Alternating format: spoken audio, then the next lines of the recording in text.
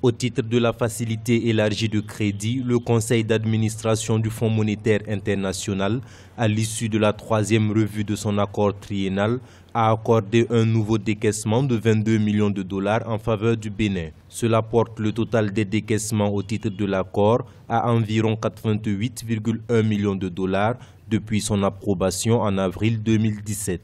Pour assurer la viabilité de la dette, il est essentiel de maintenir le déficit budgétaire en dessous de 3% du PIB en 2019 et au-delà. La proposition de loi des finances pour 2019, qui est en adéquation avec le critère de convergence de l'UEMOA pour le déficit, prévoit un effort ambitieux de mobilisation des recettes fiscales. En plus de cette recommandation, le FMI estime que le rôle du secteur privé est capital dans le maintien de la dynamique de croissance. Le secteur privé devrait, selon l'institution, devenir le principal moteur de la croissance.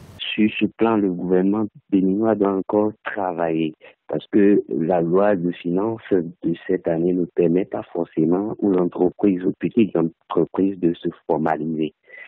Le gouvernement doit mettre en place des mesures d'accompagnement, des mesures pour faciliter, pour simplifier la création d'entreprises, l'implantation des entreprises ou la formalisation des entreprises qui sont déjà dans le secteur informel. En rappel, l'accord triennal a pour objectif de soutenir le programme des réformes économiques et financières du pays et cherche principalement à relever le niveau de vie et à préserver la stabilité macroéconomique.